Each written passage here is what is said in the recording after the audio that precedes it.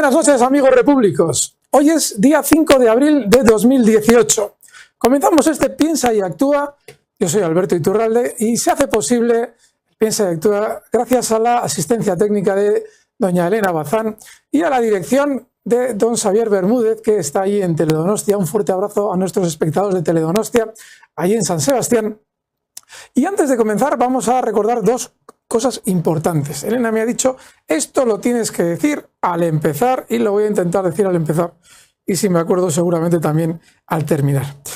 El próximo día 13 de abril, este viernes, no, el siguiente, ¿verdad, Elena? Sí, el siguiente viernes, justo va a ser en la calle Villaverde 4 de Leganés, la Libre de Barrio, creo que es una librería, ¿verdad? Sí.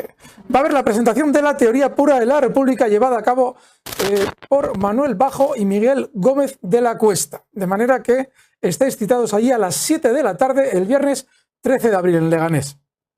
La segunda cosa que os tengo que comentar es en relación, me ha dicho antes esta mañana Xavier Bermúdez, que el audio de ayer que llevaron a cabo tanto Pedro Gallego como Alberto Franceschi, por problemas técnicos no pudo ser emitido y seguramente será emitido mañana. De manera que estar pendientes mañana de ese audio que debe ser muy interesante.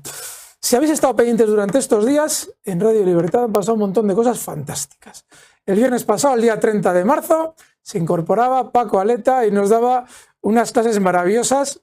No os perdáis ese audio, hora y pico, fantástica entre José Papí, Paco Aleta y Pedro Gallego. Nos van a hablar de esa variante de primates, los bonobo. Es una maravilla escucharlo porque refleja muy bien lo que estamos viviendo con la socialdemocracia. El lunes, Vicente Ferrer, Gustavo Pareja y Humberto González nos hablaban de la actualidad internacional. Una maravilla, echarle un vistazo también. Y el martes, José Papí y Roberto Centeno nos explicaban las mentiras en el déficit del gobierno. Ayer miércoles, como no teníamos ese audio de Pedro Gallego y Alberto Franceschi, se emitía un audio muy interesante en el que José Papí nos explica qué es lo que ha supuesto el euro y la deuda española para su posición en Europa. Ese audio es muy interesante por un aspecto que a mí me encanta, porque sabes que me encanta la economía, y ahí explica José Papí algo muy interesante al respecto de las normas de Robert Mundell, ese economista canadiense, al respecto de esas circunstancias necesarias para poder tener un mismo espacio monetario. ¿Qué habría sido necesario para efectivamente formar una moneda única en Europa y hacerlo en condiciones? Escuchadlo. Y nada, pues vamos a comenzar con el Piensa y Ver de hoy, en el que Alberto Muñoz nos ha traído un contenido que yo creo que también os va a encantar. Tiene que ver con la formación del PSOE. Y vamos a comenzar con un primer bloque más breve, en el que una de las preguntas del Piensa y Verás, en este Piensa y Verás aparecen don Antonio y Pedro Gallego, se plantea si hay relación entre Podemos, el actual Podemos, y el PSOE del 78. La respuesta de don Antonio nos va a dar pie al tercer capítulo de la Junta Democrática. Vamos con ese Piensa y Verás.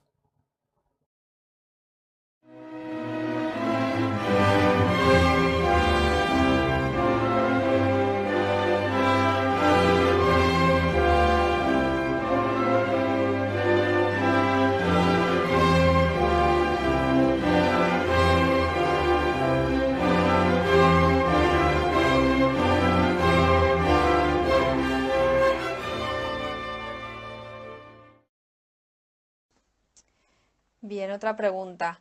¿Cree que Podemos es el PSOE del 78 en una hipotética segunda transición? ¿Isidoro Iglesias protegido?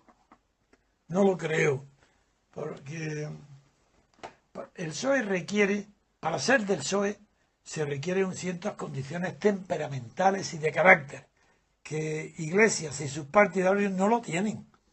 Para el ser del PSOE hay que ser fundamentalmente cobarde.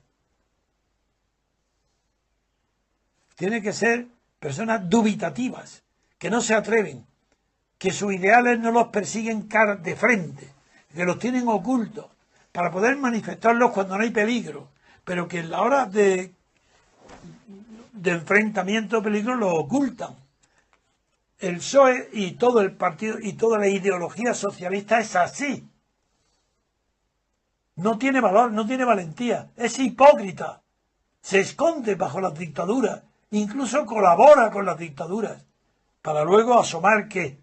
Un espíritu de ¿qué? de justicia social, sí, claro que sí, igual que la Iglesia Católica, no la democracia cristiana, no la que viene del siglo XIX, no.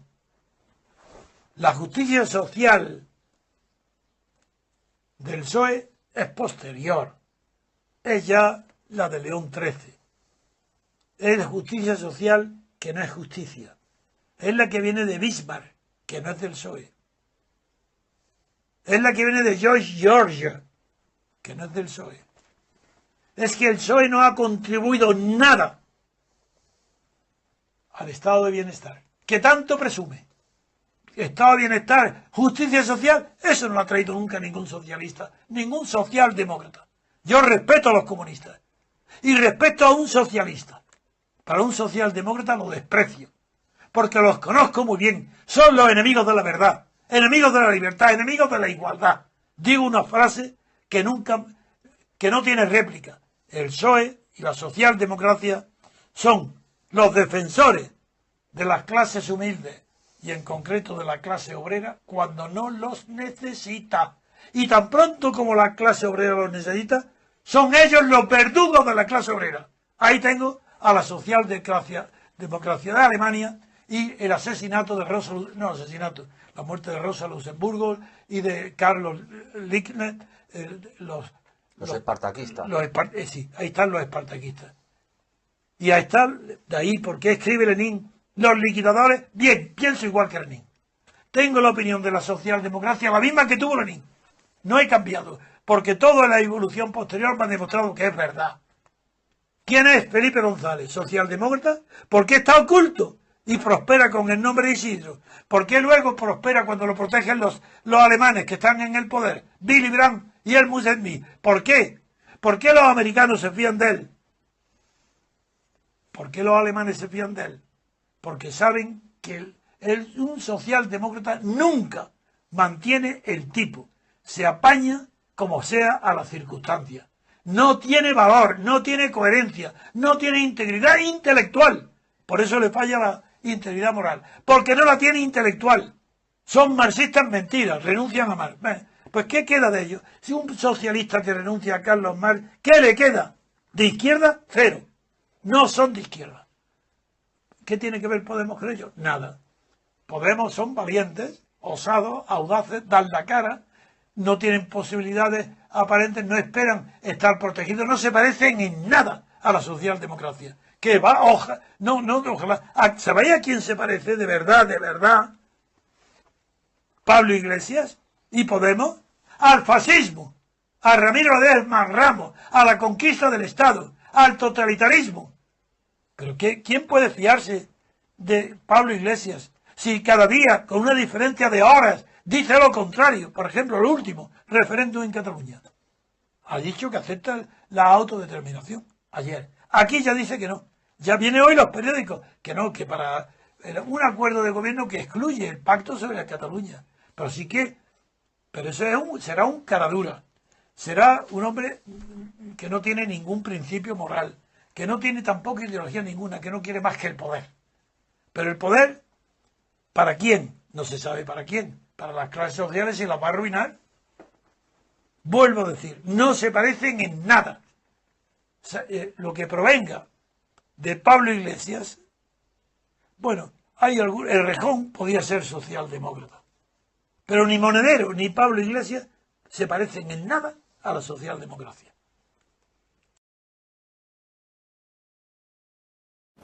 Qué bien situados a los dos, por parte de don Antonio. Y qué bien explicada la socialdemocracia. ¿Qué es la socialdemocracia? Vamos a comenzar ya ese tercer capítulo de la Junta Democrática que nos ha traído Alberto Muñoz. Y hay tres aspectos muy importantes. Quiero que estéis un poquito atentos. Sobre todo en los testimonios que vais a escuchar. Además son testimonios nada dudosos. Uno de ellos es del general Manuel, creo que lo tengo aquí apuntado. Vamos a ver si lo encuentro. General Manuel Fernández Monzón. Manuel Fernández Monzón era el enlace de la CIA desde el año 1972, del gobierno español con la CIA. Y va a testiguar algo muy importante con respecto al PSOE y con respecto a Felipe González. Luego veremos las declaraciones de Carlos Pardo. Carlos Pardo era el director de El Express español en Alemania. Era una edición, ahí se va a explicar muy bien en este documento gráfico que nos va a traer Alberto Muñoz, cuál era la procedencia, cuál era la financiación y qué es lo que había detrás de esa edición. Y sobre todo, qué es lo que pasó cuando Carlos Pardo vino a España. Y por último, justo al final del bloque, vais a ver algo muy importante, que son unas declaraciones ya muy posteriores de Felipe González, ya una vez que ya había pasado toda la transición, al respecto de esa época, que vamos a volver a traer justo después para explicar un par de detalles muy interesantes. Vamos con ese bloque. Yo no tengo recuerdos de haberme encontrado con gente que dijera yo soy del PSOE, son los socialistas y tal. Muy poca gente. Nos pongamos como nos pongamos, yo ya no milito, pero el partido que tuvo incidencia en la sociedad durante muchísimos años fue el Partido Comunista.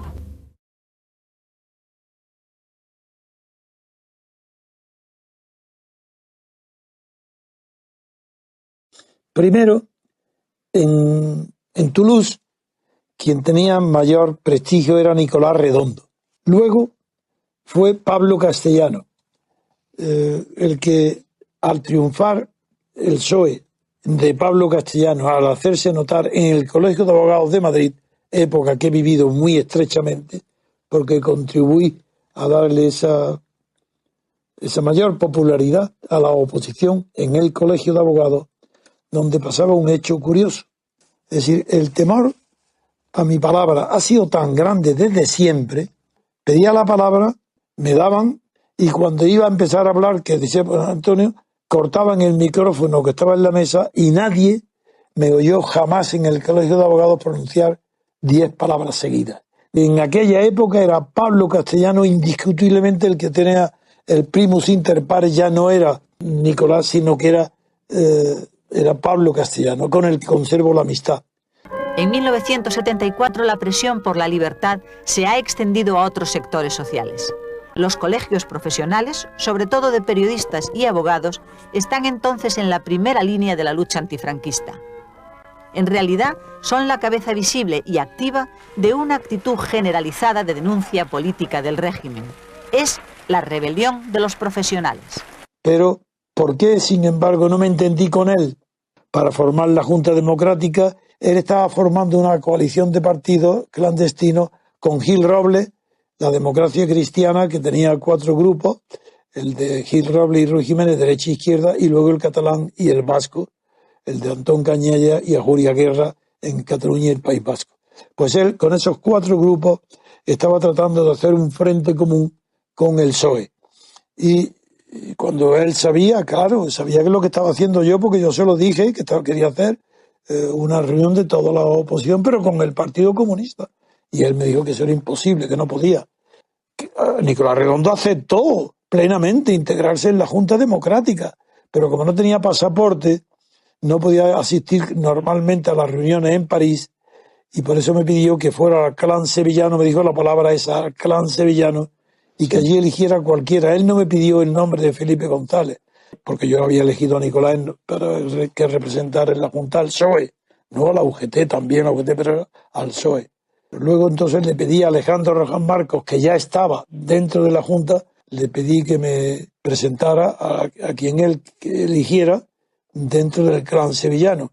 Y él eligió a Felipe González y no a Alfonso Guerra. Y Felipe González aceptó a entrevistarse conmigo y nos encontramos en el Parador de Turismo de Antequera. Y en esa entrevista me manifestó prácticamente que estaba de acuerdo con todo lo que le proponía. Yo entonces no sabía el grado tan estrecho de vinculación que tenía Felipe González con los servicios de Carrero Blanco de la presidencia y con la policía. Eso no lo sabía. Entonces, me enteré mucho después. Cuando se produce el tema derivado de la operación dentro, de llevar a Felipe González a la Secretaría General del Partido Socialista, se produce una escisión dentro de España que ustedes habrán oído hablar, o los mayores recordarán, entre el PSOE histórico y el PSOE sector renovado. El sector histórico era el del exilio y el sector renovado era el de Felipe González, Guerra, etcétera, etcétera, salidos de Urene. Y entonces el almirante Carrero Blanco, como a mí me reconoció en el restaurante El Parrillón, el día que conocí a Felipe González, el almirante Carrero Blanco es el que se dirige a su homónimo, al ministro de la Presidencia en Alemania, el ministro Heinemann, para que a su vez el ministro de la Presidencia alemana, Heinemann, interese de Willy Brandt, que era entonces el presidente de la Internacional Socialista, que se le dé la patente de Partido Socialista al sector renovado, al de dentro, y no al sector histórico. Y efectivamente así se hizo. Quiero decir con todo eso que efectivamente los alemanes intervinieron muchísimo en todo ello. Y luego el propio Felipe me pidió, en el mismo viaje de Suresnes, me pidió, y estuve con él antes de coger el avión de él para Suresnes, pues aproximadamente más de 2 horas. Acabamos de asistir a la sesión inaugural del Congreso, que va a durar desde hoy, 11 de octubre, hasta mañana y pasado. Va a terminar el domingo 13 de octubre. Es el Congreso del Partido Socialista Obrero Español. Quisiera preguntarles, ¿van a ustedes a estudiar cuestiones tácticas de la acción de la oposición? ¿Cuál es su posición al respecto? Por ejemplo, sobre las noticias que han circulado, sobre la aparición de algunos movimientos nuevos, sobre la Junta Democrática, entre otras cosas. ¿Qué piensan ustedes de esto? Bien, el partido se ha definido muy recientemente en una declaración política ampliamente difundida. Nosotros pensamos que no existen fórmulas mágicas que vayan a suponer de por sí la caída del poder. Creemos que el pacto y la alianza formulados simplemente a un nivel teórico, a un nivel de encuentro, no va a ser lo suficiente como para erosionar a la dictadura y para provocar el cambio. Pensamos que evidentemente no se puede llevar en la oposición ninguna política de aislamiento, que tiene que ser una política de conjunción de esfuerzos, pero también pensamos que fundamentalmente esa política de conjunción de esfuerzos tiene que basarse en una posición que es una posición de clase obrera y tiene que ser una unidad tendente no tanto a un reparto hipotético del poder después de una transición a la democracia, cuanto a una lucha operativa por provocar ese paso, esa transición hacia la democracia. Y después de eso, tantas seguridades me dio de que estaba de acuerdo y entusiasmado con el proyecto, que cuando él se fue a Suresnes, yo cogí el avión y me fui a París, en el Hotel Loti, donde se reuní con el mayor número posible de miembros que ya estaban en la Junta. Como era lo último que faltaba y con él estaba toda la oposición, no había nadie significativo que no estuviera, porque Ruiz Jiménez también me prometió que él entraría, que si entraba Felipe González, ellos también, que Santiago propuso que brindáramos antes de tener noticias, después de cenar, con champán. Dije que no, que había que esperar a ver el resultado de la reunión. Tampoco me daba mucha confianza el espíritu y la forma de hablar de Felipe González, no me inspiró confianza. Y ya eran las 2 de la mañana y no teníamos noticias, porque él quedó en que me llamaría por teléfono al Hotel Loti. Santiago Carrilla dice, esperadme un momento que yo sé dónde hay unos periódicos de provincia, llegan aquí de Burdeos. Se fue y llegó con el periódico de Burdeos. Y venía una nota escueta, donde hablaba del Congreso de Suresnes, que había elegido el secretario general a Felipe González, y unas declaraciones de Felipe, diciendo que, sin nombrarme, pero que se le había propuesto al PSOE entrar en un grupo borbónico de políticos monárquicos borbónicos, cuando lo que de derecha, ahí están las declaraciones de conservadores. Bueno, el análisis tendría que ser muy largo. Por ejemplo, nos separa fundamentalmente el análisis previo para la propia declaración a la que se llega con ese análisis previo. Nos parece que no es acertado, en cierta manera, porque se cede el protagonismo de la lucha por una recuperación de las libertades democráticas a la derecha, que en definitiva se incorpora muy a última hora a esa lucha por las libertades democráticas, y que este análisis de ese preámbulo o análisis anterior a la declaración de principios condiciona también la propia declaración de principios.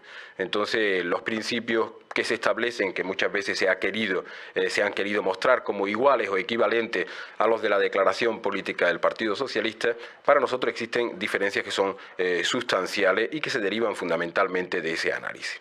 Sin embargo, se habla de personalidades socialistas o de grupos socialistas que se han unido a la Junta Democrática. ¿Es que ello es cierto a su juicio?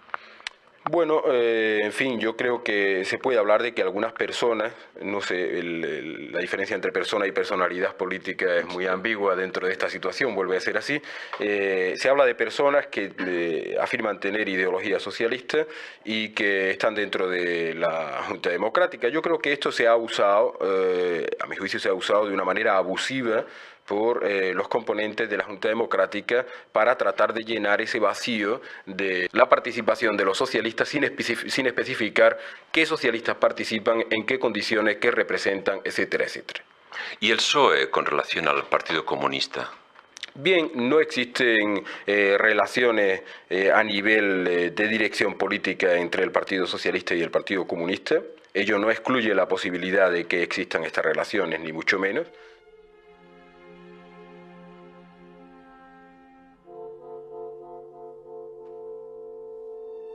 El PSOE no es anticomunista, y si no está en la Junta Democrática es fundamentalmente porque ésta nació con una intención que no compartimos, una intención absolutamente monárquica y al servicio de la persona de don Juan de Borbón. Es evidente que posteriormente se ha transformado, pero su transformación no ha sido lo suficientemente radical, en un sentido de operatividad antifascista, como el PSOE hubiera deseado, para considerar su adhesión a la misma. Además, se da la circunstancia de que la Junta Democrática, como parece ser que se está poniendo de manifiesto últimamente, no es primariamente un acuerdo entre organizaciones, sino un acuerdo entre personas que, por muy respetables que sean, no suponen un compromiso serio de lucha. Yo dirigí una revista en español en Alemania, Express Español. Esto se vendía en los kioscos en Alemania y también teníamos suscriptores en España. En 1972, un artículo de ABC se quejaba al gobierno alemán y en concreto al sindicato del metal por financiar publicaciones antiespañolas, según ellos. Desde Express Español respondían diciendo: la revista Express Español no está financiada ni sostenida económicamente en cualquier otra forma por el sindicato alemán del metal, ni por ninguna otra institución política o sindical alemana o extranjera, sino que se sostiene de los medios habituales que se derivan de los anuncios, ventas en kioscos y suscriptores. Fundación Pablo Iglesias. Carlos Pardo Cavado, metalúrgico. Desde 1970 a 1977 fue redactor y director de la revista Express Español, patrocinada por el SPD, Partido Socialdemócrata Alemán, y la DGB, Confederación Alemana de Sindicatos. En 1970 ingresó en el PSOE como afiliado directo.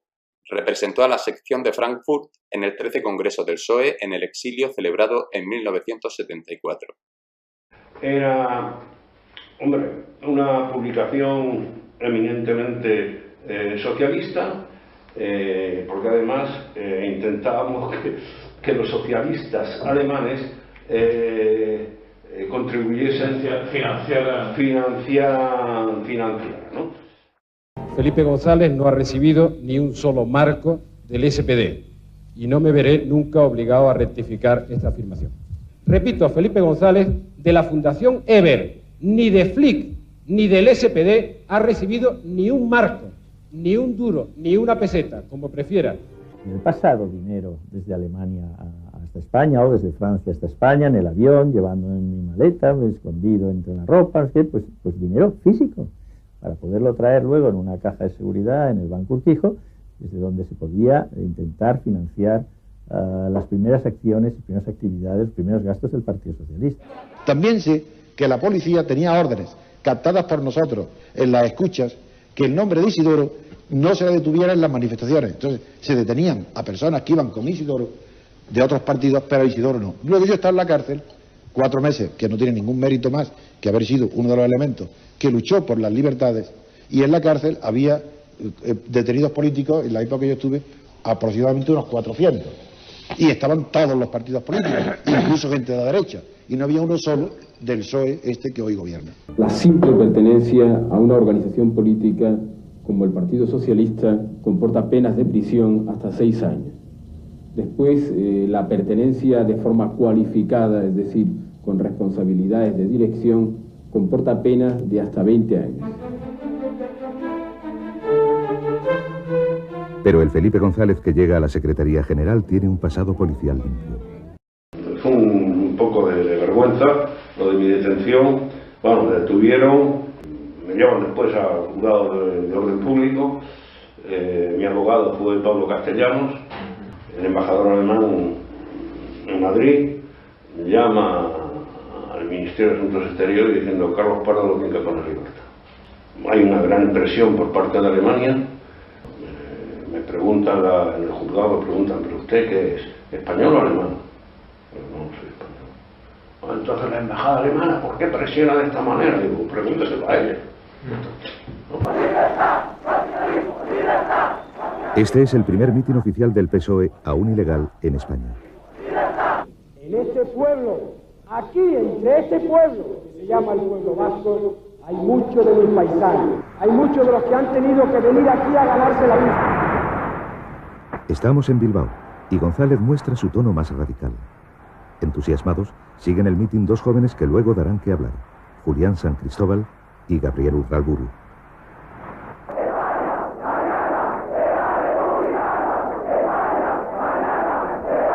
Pero yo creo que hay que situarse en esos momentos.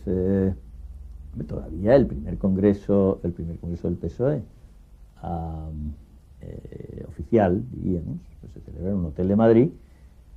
No se puede olvidar que uno de los momentos estelares fue cuando una persona, un joven militante socialista que hoy está en un puesto importante en la administración, recorrió el salón con una gigantesca bandera republicana, desatando todos los mayores entusiasmos del Congreso.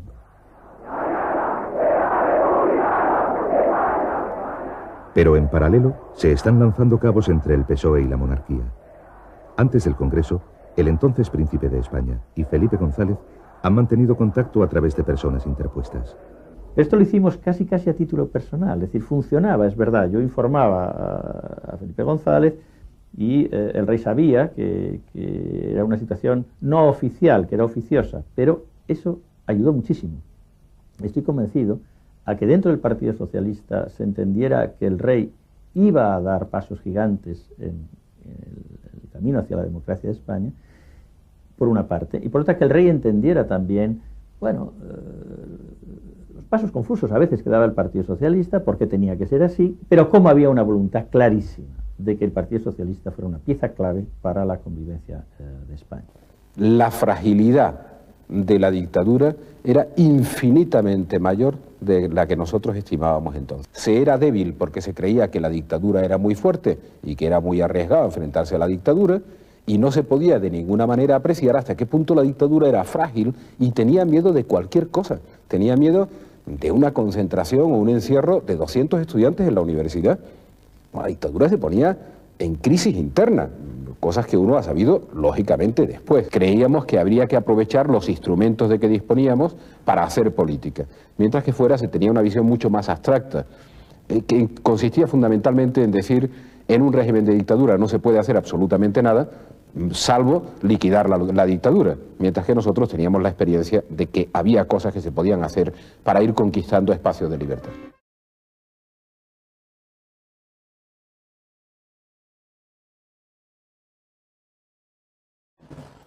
Qué importantes son esas declaraciones. ¿Recordáis en el capítulo 2, la semana pasada, cómo salía Felipe González en una entrevista en la que afirmaba categóricamente que estaba en favor de la ruptura y no la reforma? Sin embargo, en estas últimas declaraciones nos dice que en España había una sensación mucho más dura de la que luego él vio que era. Es decir, que en el final de la dictadura estaba todo mucho más difícil de lo que luego se vio que era. Muy bien. Observen ustedes, Felipe González se vuelve reformista una vez que ha terminado ya la dictadura, es decir, cuando ya todo es mucho más tranquilo. Sin embargo, tenemos dos situaciones clave. Son las de Carlos Pardo, ese editor de Express español en Alemania, que según entra ¡zas!, lo detiene. Y tenemos también el testimonio de Calvo Serer la semana pasada, cuando decía, y yo os explicaba que Calvo Serer en el 76, cuando vuelve a España, Calvo Serer a la extrema derecha, es inmediatamente detenido, está varios meses en prisión. Si Felipe González nos dice que en el momento en el que finalizaba la dictadura todo aquello era muy duro, y hemos visto que lo era, y él estaba diciendo que era rupturista, ¿cómo puede ser que él pudiera hablar así y no le detuvieran? Ahí está delatando que efectivamente él sabía que no le iban a detener.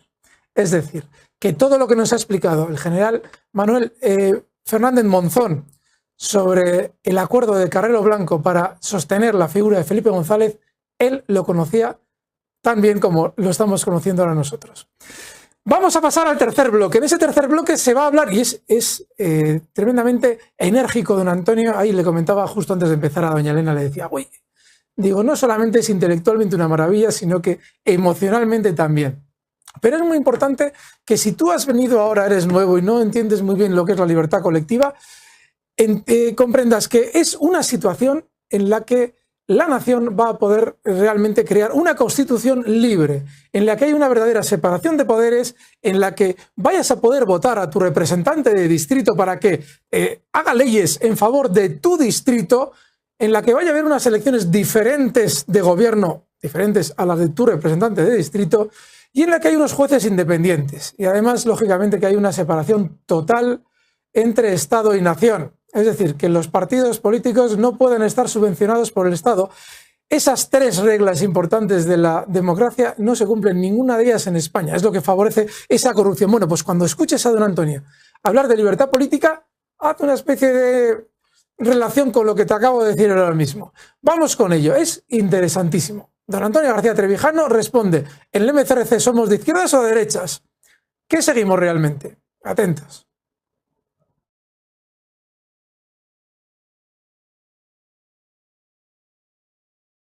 Incluso bajo Franco, muchas personas me preguntaban, claro, si yo era de derecha o de izquierda, me reía. Porque bajo una dictadura, luchar por la libertad, eso es que no es ni de izquierda ni de derecha. Es que la izquierda y la derecha es una convención. Si no hay libertad, quien lucha por ella y expone su vida es revolucionario. Bajo Franco. Pero claro, el esquema social es que una persona que triunfa, que tiene una carrera cualificada como notario, que la deja voluntariamente para ejercer la carrera de libre de abogado con los riesgos que implica triunfar o fracasar, que no lo pienso, que gano dinero, que vivo como las clases más altas. Pues la gente dice, ¿este tío es de derechas? Sí, sí. Y un hombre de derechas, ganando dinero y viviendo en una casa buena y con buenos automóviles, expone todos los días su vida, literalmente su vida, para obtener la libertad para los demás, colectiva, para los españoles. Sí, sí, calificarlo de derecha, venga, o calificarlo de izquierda, porque como no era comunista y socialista, ¿quién era la izquierda socialista? Pues si no había nada más que Isidoro al final y de acuerdo con la policía franquista. ¿Qué es esto? No, hay que hablar las cosas por su nombre. Una persona que lucha por la libertad bajo una dictadura es un revolucionario. Ni derecha ni izquierda. Porque la derecha y la izquierda son términos convencionales que designan otras cosas y otras situaciones. Vamos ahora al MCRC. El MCRC busca y expone todos sus medios. Yo personalmente expongo mi vida. Ahora, sí, ahora. Mi fama. El ostracismo. La persecución. El silencio. La marginación social. Todo porque persigo la libertad política. Y soy de derechas. Para la ignorancia o para la gente que cree que ser derecha o de izquierda depende de que ganes, del dinero que ganes. Yo sigo ganando dinero. Sigo ocupado de abogado en asuntos importantes y cobro minutas importantes. Jamás, una sola vez en mi vida, una minuta mía ha sido impugnada. Señal de que son justas, de que son honestas. Pero ocupo asuntos de mucha envergadura. Y el dinero que gano lo pongo al servicio ¿de qué?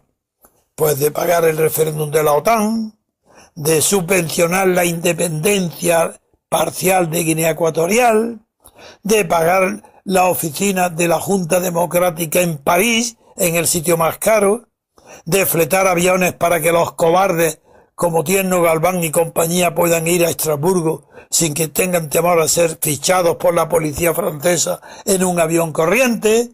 No paro de gastar mi dinero, el que yo gano, al servicio de causas políticas. Y soy, para la opinión sociológica, de derecha, vivo en Somosaguas, tengo una finca de 1 hectárea, vivo cómodamente, pero me expongo la vida todos los días, por la libertad de los demás. Y he impregnado de ese espíritu, de ese modo de ser, al MCRC, al movimiento que he fundado y que dirijo. Es decir, desde el punto de vista de la libertad, nadie hay en Europa, ni en América del Norte, ni en América del Sur, no sé de Asia y África, no hablo de ello, no hay una sola persona, ni un solo movimiento tan revolucionario para la libertad como el MCRC y como mi persona misma. Nadie, ni un solo movimiento. Claro que no somos montaneros. Claro que son los montaneros los que nos persiguen ahora porque estamos luchando por la libertad de Venezuela. La libertad política colectiva en Venezuela. Ese es el objetivo nuestro propio. ¿Por qué? Es propio porque tenemos influencia en Venezuela. Allí donde tengamos 1 gramo de influencia, ese es nuestro objetivo, la libertad de ese país. Libertad política colectiva. Pero, desde el punto de vista de las ideologías de derecha y de izquierda, se clasifican hoy, no en el siglo XVIII y XIX. No, XIX ya cambia. Pero en fin, hoy se clasifican no por razón de la libertad, que no existe en ninguna parte salvo en Estados Unidos. En Europa no hay libertad política. Por tanto, en Europa somos ultra revolucionarios. Porque no admitimos, no ya que Franco haya muerto, sino que hoy el franquismo esté gobernando y que lleve gobernando. ¿Qué creéis? Que es el PP y el PSOE. Franquista el PSOE, Felipe González. Pues eso no lo admitimos. Y queremos que gobierne y que el país esté orientado por una constitución que no sea heredera de las dictaduras. Y en toda Europa, ¿qué creéis? Que los Macron, que acaba de triunfar en Francia, o la señora Merkel, son representantes de la libertad política colectiva. De ninguna manera. Europa no ha conquistado su libertad política por ella misma. El triunfo fue debido a Estados Unidos y a la Unión Soviética. Pues bien, yo no acepto ni respeto a los liberales europeos porque no hay ninguno que sea sincero ni verdadero. Soy revolucionario. Y dentro de esa revolución no entro dentro del juego de las derechas e izquierdas frente al tema de la igualdad, no de la libertad. Frente a la libertad no acepto que haya nadie situado a la izquierda del MCRC, porque somos absolutistas.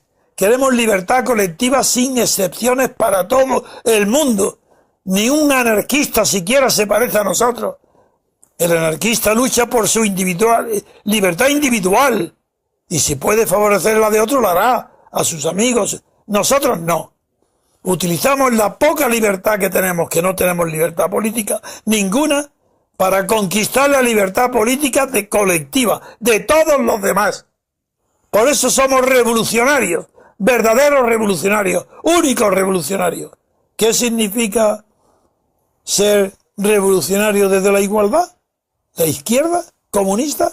Pero si no ha habido otra. ¿Qué izquierda ha habido en el mundo, aparte de la comunista, que haya predicado y querido la igualdad? Claro, antiguamente, antes del marxismo, antes de Lenin, antes de la creación de los partidos comunistas, existió en Inglaterra, por ejemplo, en el tiempo de Cromwell, los niveladores agrícolas que querían nivelar las rentas. Muy bien, habrá movimientos más o menos favorables a disminuir el poder de los ricos o la riqueza de los ricos. Pero en primer lugar no está inventada la etiqueta, salvo la soviética. La soviética sí, yo no soy soviético, ni ¿pero por qué? Porque la historia sirve de algo, sirve de enseñanza. No somos soviéticos porque no somos igualitarios. En fin, la naturaleza crea seres desiguales. La sociedad justa, lo más justa posible, tiene que tender a crear igualdades, disminuir la fortaleza de la desigualdad. ¿Está bien? Y por eso la gente debe tener acceso, si no tiene recursos propios, tiene que tener acceso a la salud y a la enseñanza, pues, y eso lo defiende el estado de bienestar. Es decir, lo defiende. Son creaciones de lo que entonces fue la izquierda. En su origen, es la izquierda, la laborista, mucho más que la socialista, la inglesa, la que comienza las políticas de protección del débil y para igualar, no la renta, eso no, pero para igualar los servicios de sanidad y de educación que pueden obtener los pobres en comparación con los que obtienen los ricos mediante su dinero. Bien, y eso llega al extremo del bolchevismo. Fracasa el bolchevismo, ¿y qué queréis? ¿Que empecemos otra lucha por la igualdad para el mismo error? Yo de ninguna manera. Bastantes lecciones me enseña la historia para repetir sus errores. Claro que deseo la igualdad para la educación, la igualdad de oportunidades, igualdad de derechos, para la educación y para la sanidad, para la salud, igualdad de oportunidades, igualdad de derechos, pero no como pidió Tocqueville en uno de sus lapsus, igualdad de condiciones. Eso de ninguna manera. Porque si perseguimos obtener de la sociedad igualdad de condiciones, eso es un imposible porque va contra las leyes de la naturaleza. Igualdad de condiciones quiere decir igualdad de talento, inteligencia, voluntad, belleza, fuerza física. Eso es imposible. Eso no supera a la naturaleza. La naturaleza impone sus leyes biológicas. Nosotros podemos, ¿qué podemos? Alterar las leyes sociales para que todo el mundo reciba, estén en los mismos, tenga igualdad de oportunidades, los mismos derechos. Y esa igualdad de oportunidades se traduce en las leyes de protección social. Pero eso no pertenece a las reglas de juego. Eso son jugadas que pertenecen a los gobiernos que sean de izquierda y que los gobiernos de derecha los pueden combatir. Pero ahí está el árbitro. El árbitro está en la verdad y esa verdad la da la libertad. La libertad, sin engaño, en unas elecciones verdaderas, va a definir de verdad los que quieren la igualdad y los que quieren la diferencia. No, quien defienda la libertad está defendiendo la igualdad posible. Defender la libertad como nosotros colectiva es defender la igualdad posible con las leyes de la naturaleza. Que nadie se equivoque. No son tácticas mías. Que ahora no. No. Es que nadie ha definido la libertad política colectiva como nosotros. Ni en Estados Unidos tampoco. Ni en Norteamérica, quiero decir, en Estados Unidos tampoco lo han definido. Nosotros sí sabemos que las reglas de juego es lo que define la libertad política colectiva. Pero la jugada no. La jugada la da lo que es la división derecha e izquierda, de ser más tendente a la igualación que a la desigualdad, pero jamás violando la libertad. Si es a costa de la libertad, bendita la desigualdad. Porque la libertad no puede ser cercenada ni un milímetro. Amputa un dedo de la libertad y te has llevado consigo todo el brazo. La libertad es un valor único, absoluto. No tiene límites. La igualdad sí, tiene los límites que impone la naturaleza. Y que la sociedad debe respetar a la naturaleza. Tanto como se impone hoy las leyes de protección contra el calentamiento y contra la protección de la naturaleza, pues empecemos a protegerla con el propio individuo humano. No le pidamos o no hagamos leyes contrarias a la naturaleza, como es la igualdad absoluta de hombres y mujeres. Eso es ridículo, eso es demagogia, eso es infantilismo. No, la naturaleza crea diferencias entre el hombre y la mujer, y la sociedad no puede borrarlas por muy socialdemócrata o por muchas igualdades de género que quiera crear, y porque haga desaparecer los neutros o los masculinos. No por poner palabras femeninas se ha creado algo nuevo. Sigue habiendo la diferencia de antes entre un hombre y una mujer, la misma que hace siglos. Otra cosa es el tratamiento social, el respeto, eso es diferente. En fin, otra pregunta. Vamos a hacer una pausa y regresamos enseguida.